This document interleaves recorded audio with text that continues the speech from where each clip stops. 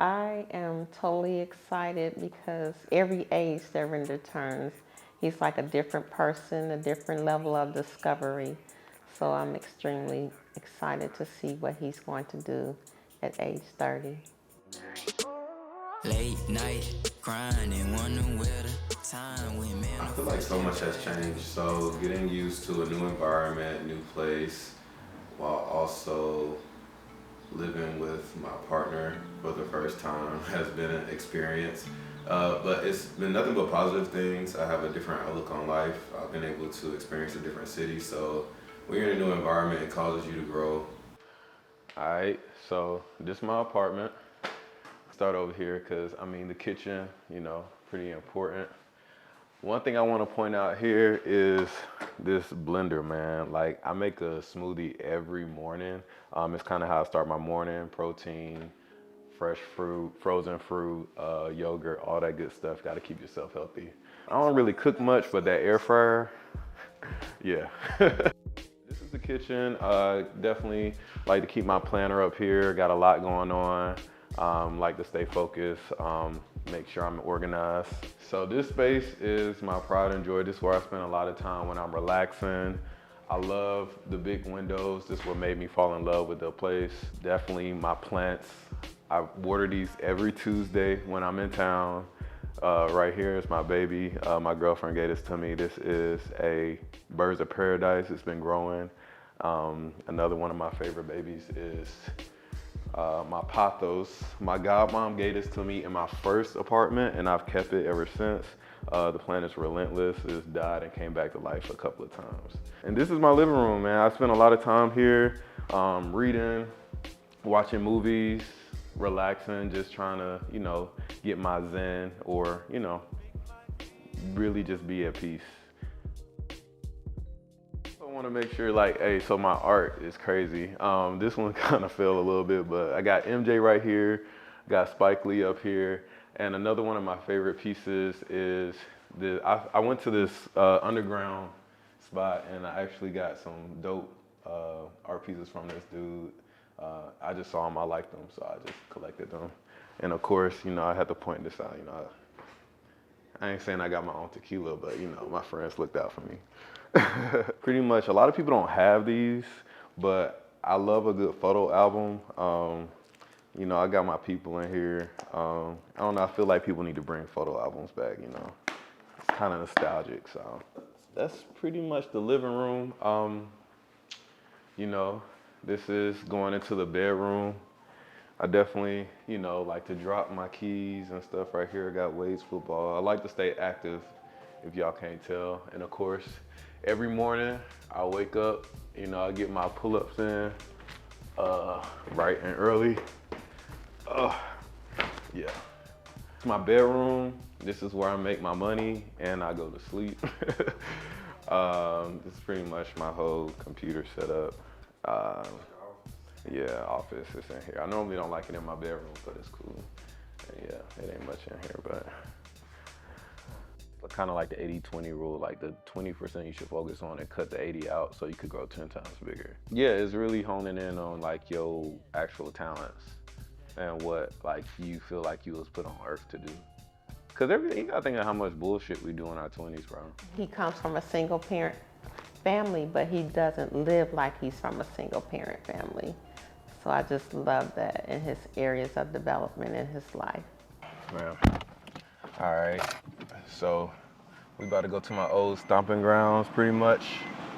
The house I grew up in and my private school I pretty much went to my whole life, so take this ride. I walk down this road all the time to get something to eat or just, get out the house. But yeah, this Fairburn Road, we headed to the townhouses I grew up in, which is pretty much Wildwood Park. I feel crazy even talking about that right now. This is my first time coming back here in years. Like I probably have never came back here since we moved into our house in Union City, but it should definitely be interesting. So I used to have to walk up here to come to the bus stop every morning. I used to hate this walk. It's funny driving down here now because I remember my dad used to come pick me up and let me drive down here in his truck. But yeah, this is Wildwood Park, man. It's crazy how like you don't go somewhere for forever, but your childhood, like it just bring it all back. This is weird. Yeah, I used to have to make this whole walk all the way up there. We weren't supposed to be playing on it, but we would. It's crazy. So this is pretty much the street. Like this is where my mom pretty much that's where we lived, and it's not this one at the end, but this one, this tall one on the end. That's pretty much the townhouse that I grew up in. Yeah, it didn't used to have grass over here. This used to be all dirt. And basically, like, I would just play up and down this street. And, like, I had some neighbors. I think his name was Brian or something like that. Him and his little brother, I used to play with them. This street is funny to me because I basically one day borrowed somebody's bike and was riding down here. When I tell you, I came down here and literally I hit the front brakes. And then a bike literally jumped up and I flipped over and I busted my head and I ran all the way back into the house because my mom was braiding hair. And I had this pretty much blood gushing out my eye. It was crazy.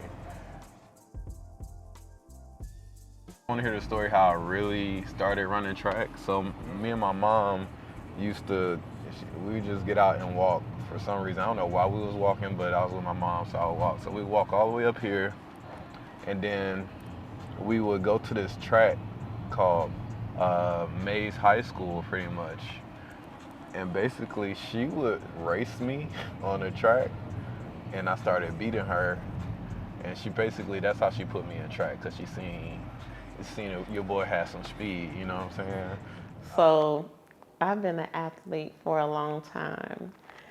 And when Render was younger, we could be walking and I would just break out and run.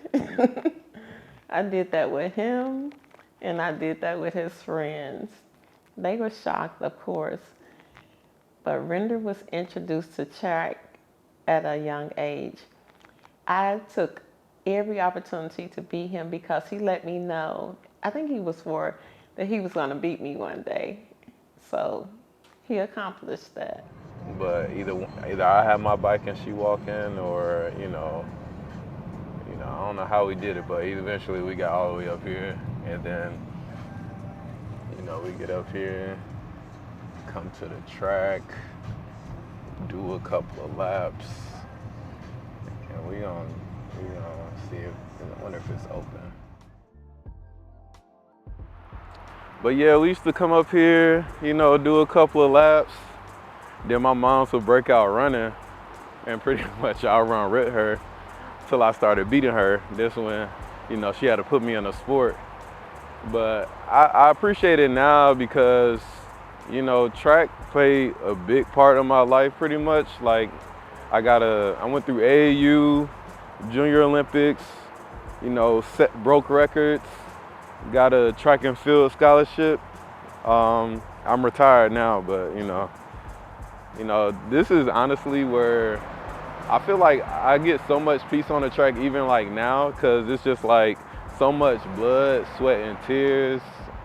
Like even the smell of the rubber is crazy to me right now, because it's just like, when people play football and the smell of turf and grass and stuff, it just feels like, you about to eat, or like you just had a lot of your successes in this arena. So I ran a 400, I ran a 200, 4x1, 4x4. I did the 4x2 before, and they tried to make me do the 800, but nah, we couldn't do that. So yeah, I love it here.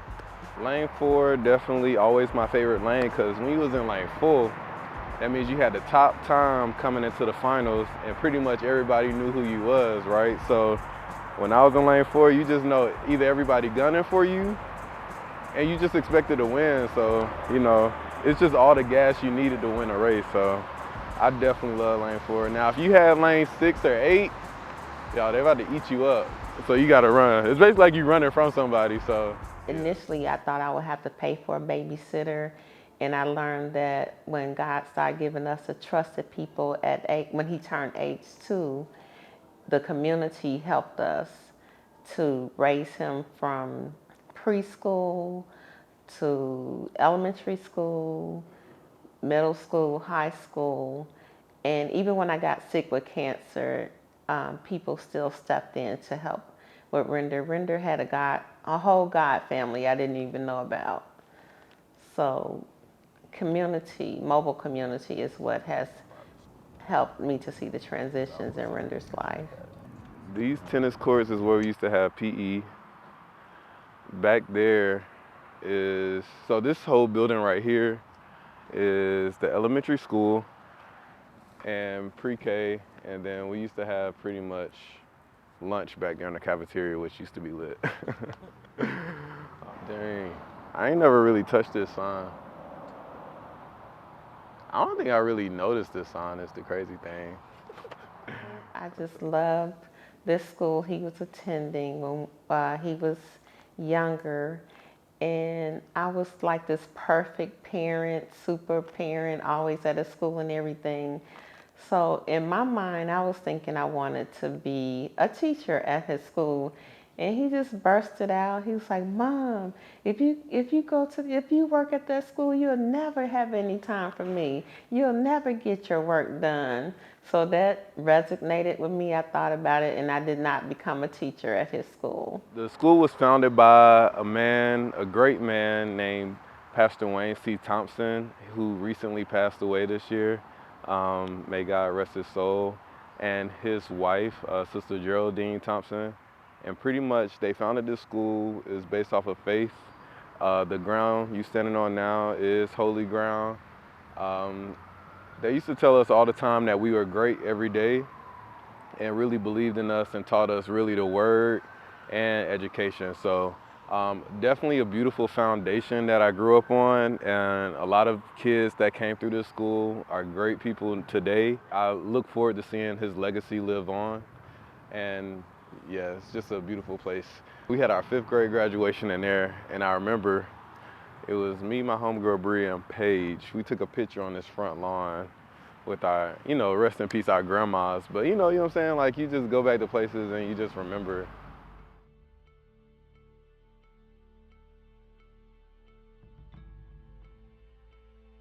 Over here was the middle school, was pretty much the trailers. They are in a process of being renovated, but yeah, that was the middle school. This is elementary, and this is the high school and gymnasium. So basically all the basketball games, man, to be here back in the day, yo, the basketball games was crazy. The parking lot was filled. You could barely get in here. But yeah, man, this is my growing up. I was around here for pretty much 18 years, so yeah. Because he has done so many great things already.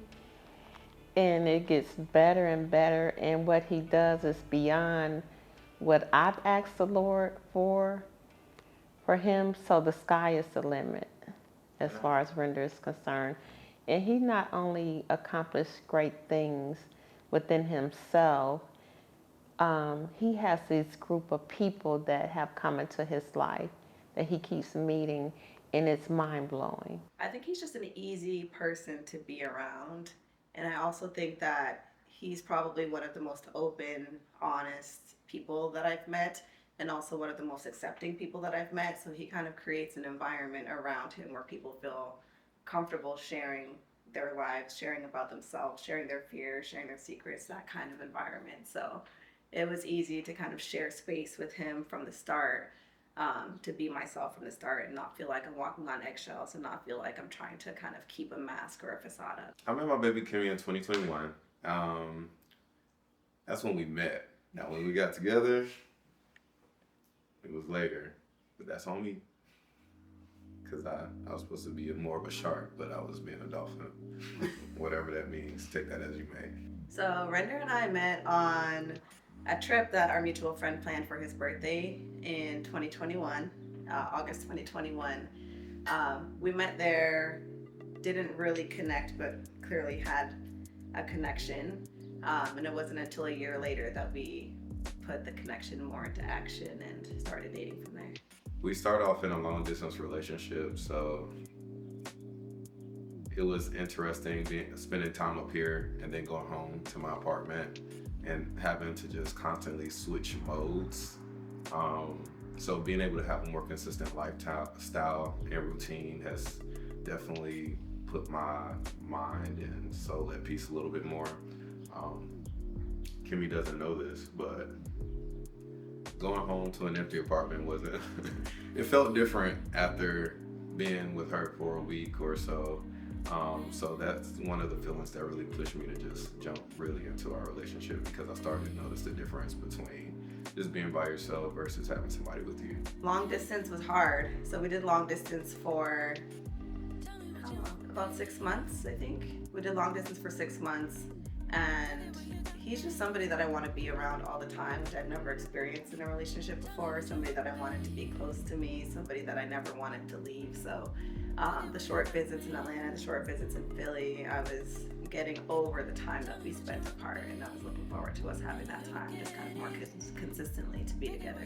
Something that I initially found to be annoying that I learned to actually really appreciate was, like, I feel like when I'm stressed or I'm going through something, he'll always kind of break down what I'm dealing with in terms of, like, asking me questions like, why do you feel that way? Why did that trigger you? Why did that make you feel a type of way? And initially it was annoying, like, damn, I'm just trying to be mad and annoyed. But it actually has been, like, helpful for me in terms of, like, okay, why was that a trigger? Why was that annoying? Why am I perseverating on this? So he's kind of helped me to be more cerebral about the things that I'm going through and then come up with solutions rather than just kind of dwelling. So we like spending time with each other. We like eating. We love entertaining when our social batteries are charged. But yeah, we just like enjoying time with each other. We like adventures. We love hiking. We like traveling, and eating and relaxing. That's the hobby. Yeah, I would agree. I was gonna say quality time, just finding things to do with that time so it doesn't get repetitive. Yeah, for sure. Spicy it up. Yeah, for sure. But when we're in a long distance relationship, date night looked different. It was a virtual date night. It was actually interesting because I would tell my friends, yeah, no, I got a date with Kimmy, and they'll be like, oh, Kimmy's in town. I'm like, no, that's a virtual date night. What you talking about? Like, but they were really fun actually, and they got creative. We would cook together, so I would send her a recipe, or we would decide on a recipe together. We'll go get the ingredients, and then we would cook together on video, and then we would eat together. And it was actually a vibe. Yeah. And sometimes we would cook things and I wanted to taste yours and then you might taste mine, but we couldn't, but we made it work. But it was just intentionality of spending time together virtually. Right. Or we would watch our shows together. Yeah. Like it was, we had to play, we had to press stuff. play at the same I know, time. like 1, 2, 3. Trying to synchronize a show on 2 different TVs was interesting. Sometimes I would turn. One of my favorite kind of basic day-to-day things is when I come home from work and he's cleaned up, he lit the candles, he made the bed, and it's just a nice way to come home. Because if he wasn't there, the bed would not be made, the candles would not be lit. So it just feels like a nice welcome to come home to. What's that? My baby can cook, like, really good. I enjoy your meals. I enjoy picking you up from work on a long day. I think just knowing that she's safe with me is pretty dope. Also, I don't know, it's just your presence. Because I definitely missed her this week. She just got back from a trip. Yeah. And I was like, yo, where you at?